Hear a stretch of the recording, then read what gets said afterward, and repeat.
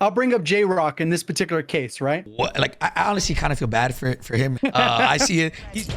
J-Rock, I saw you got a mention on Hector and JoeWo's podcast yesterday. I was listening on the train. Holy sh! They're talking about me on the Pullze Check. JGOD called me out on the Pullze Check podcast from July 1st, 2023, but he completely misrepresented something I said and what I stand for. So it's time to set this Call of Duty YouTube legend straight. Repullze, Iceman Isaac, JoeWo, and JGOD, we're talking about how many people actually are playing Warzone 2. And Joe really wants to know. But Repullze rains on his parade. Of like, No, they're not going to. They're not going to. I just wanna know, bro. I just wanna know. Imagine that number is cut in half and everybody's like, dude, Warzone 2 is way better for casual. So like, well, if it is, why is the number cut in half then? That doesn't make sense. If it's better, why is it not the same number, a little bit less or more? Like, I'll be honest. I wish you would know someday. I get it. Like, it's casual friendly, but that doesn't mean that the player population is more. I think Well, you people know are in what? denial. I don't even believe the casual friendly stuff, right? I'll bring up J-Rock in this particular case, right? And it's funny because on one of my tweets, somebody said, "Oh, they need to nerf the ISO because it kills too fast, right?" And then I said, "No, I think 600 TTK is good. They need to buff all the other close range options to get closer to 600." And J-Rock replied with something like, "Oh no, I think 700 is the sweet spot." I was like, when did more health, higher TTKs become a casual thing? Like. So, I don't know. I just thought it was kind of funny. The tweet is there, I'm pretty sure. It was just like, I was like, oh, so you want the TTK to be longer? Casuals don't like short TTKs? What are we doing? Yeah. I don't know. Oh man. JGOD is referring to something I said on Twitter, but he doesn't recall it correctly. So here's how that conversation actually went.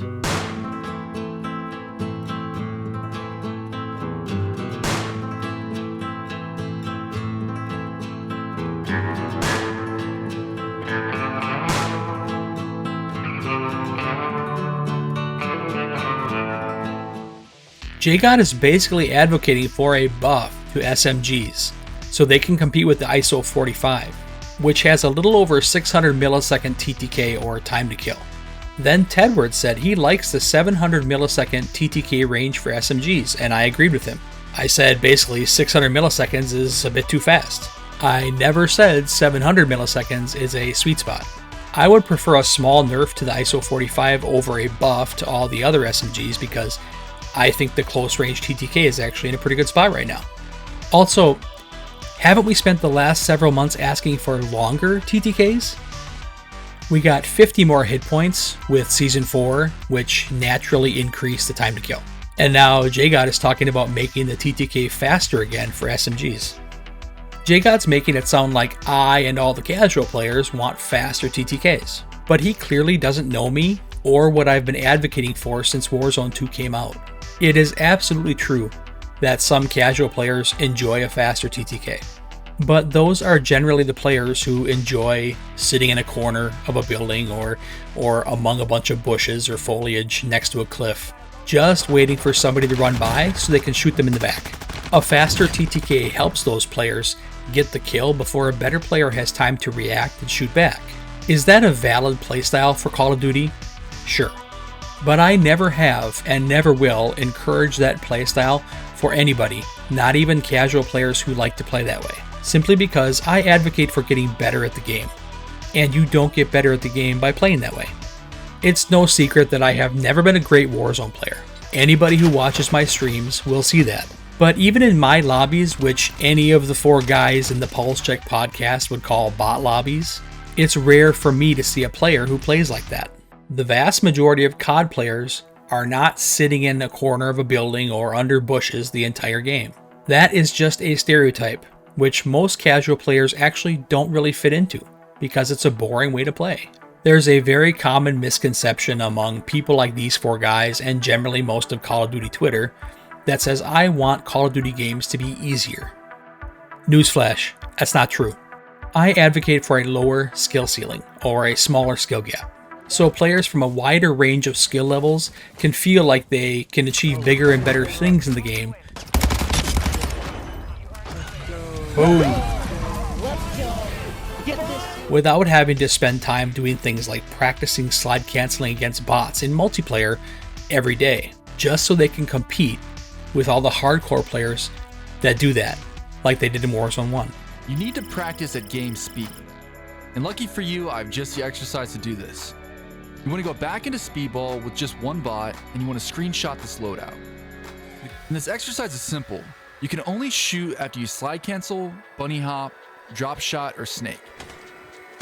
And this drill's great because it forces you to use more movement than you might be comfortable with, but you still have to use the cover around you to stay alive.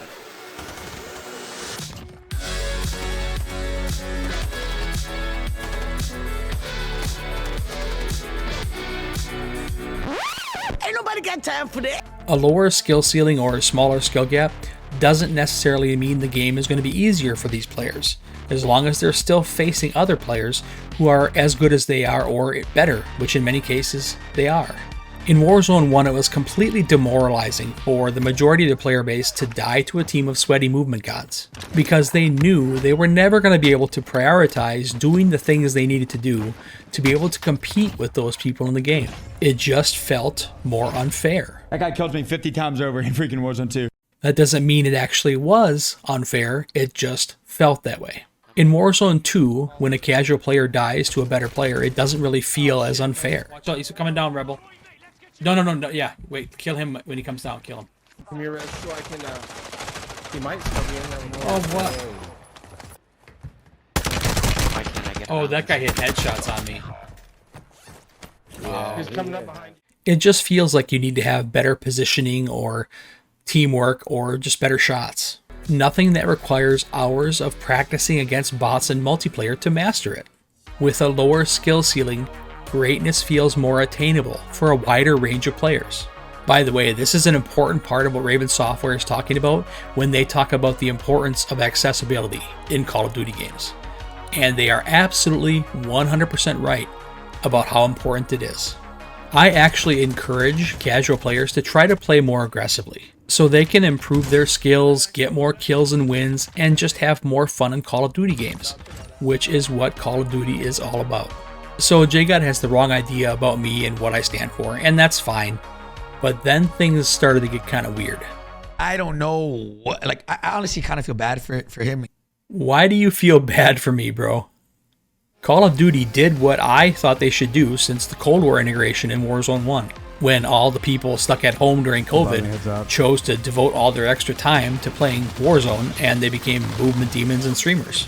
I'm more successful in my personal life and my Call of Duty related business than I ever have been before in my life. My organization, the COD Players Union, or CPU, has more members now than ever before because we focus on positivity over negativity, and we appeal to a wide range of skill levels. We have casual members and we have demons who can drop 20 kills no problem, and they actually stream part-time. So please don't feel bad for me, brother. I'm living my best life. I don't know what, like, I honestly kind of feel bad for him. He seems like a nice guy. He's a nice guy, bro. He seems like a really nice guy. Oh, thanks guys. I appreciate that. Especially you, Joe. You know I love you, man. I see it. He's just, he's trying to vouch for the casuals, type shit. But yeah, man, I don't know. I think everybody can be happy, in my opinion. Like, literally, like, I hate living in the world where, like, people can't just grind to get better. We have never lived in that world, bro. We didn't with Warzone 1, and we don't with Warzone 2. I devoted an entire video to this topic because JoeWo said live on stream that Warzone 2 has no skill gap. And even though he was just being overly dramatic for effect, he's completely wrong. If Warzone 2 really had no skill gap, literally anybody with two thumbs could pick up a controller and beat JoeWo in a 1v1 5 out of 10 tries, which we all know is not going to happen. Warzone 2 absolutely 100% has a skill gap. It's just less movement based and more positioning and strategy based. In Warzone 1, movement became the meta. Joe could literally slide cancel around entire teams of enemies, making them look totally stupid before killing them.